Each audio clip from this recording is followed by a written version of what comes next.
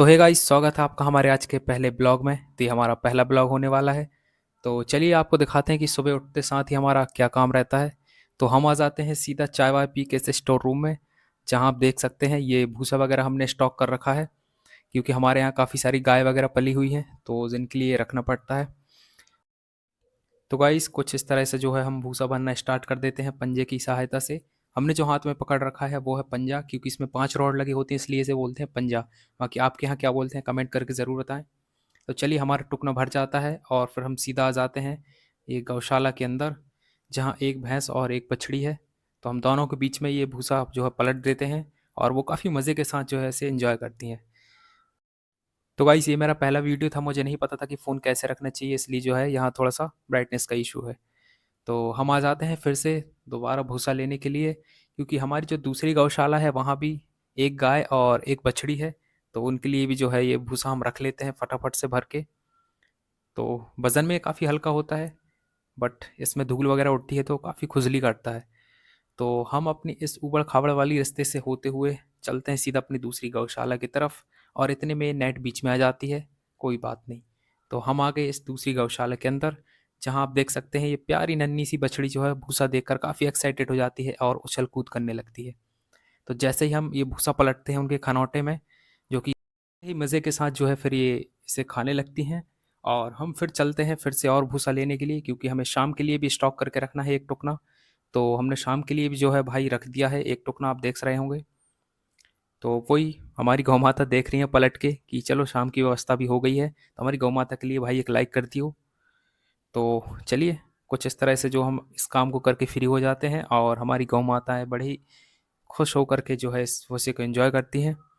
तो इतने में हमारी मम्मी जी की आवाज़ आती है कि हमें एक और काम करना है। तो चलिए पहले हम इस रस्सी को क्रॉस करते हैं, क्योंकि हमने ये अन्य जानवरों के लिए लगा रखी है, क्योंकि गाय वगैरह जो आती हैं बाहर की वो काफ़ी परेशान करती हैं। तो कुछ इस तरह से हमने ये रस्सी लगा दी है।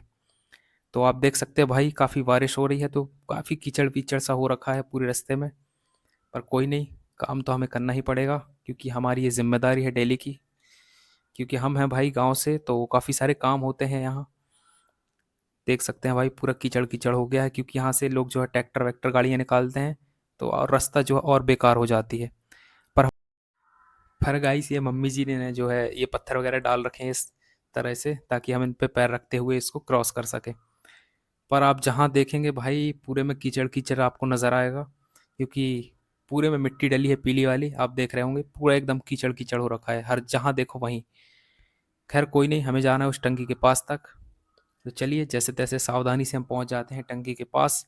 हालांकि मेरे पैरों में जो है भाई पूरा कीचड़ कीचड़ लग गया है, क्योंकि बरसात का समय है, और कीचड़ से बचना तो भाई बहुत ही मुश्किल है, और ख़ासकर जो इंसान गाँव से हैं। तो चलिए हम आए थे इस काम को करने के लिए, फटाफट से करते हैं पूरा।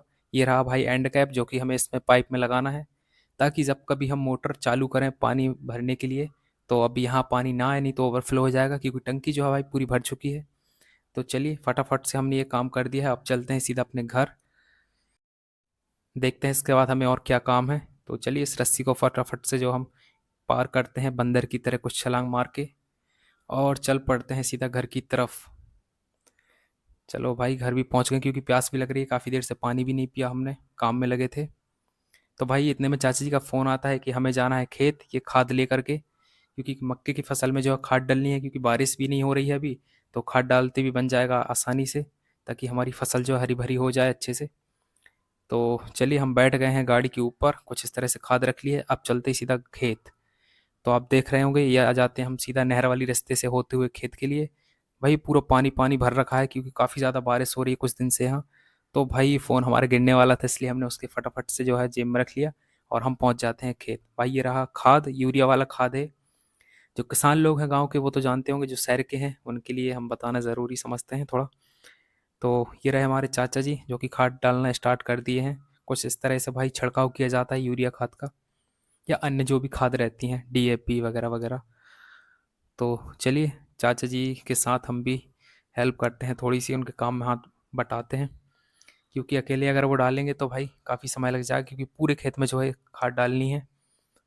तो फ़ोन को अब रखते हैं साइड में, और हम भी जो है स्टार्ट हो जाते हैं खाद डालना। तो चलिए फटाफट से खाद को डाल के फ्री होते हैं।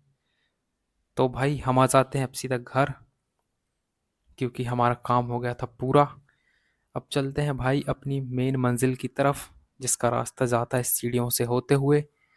तो हमें चलना है भाई सीधा छत पे, क्योंकि वहीं हमारा सोने वोने का सिस्टम है पूरा, वर्कआउट का।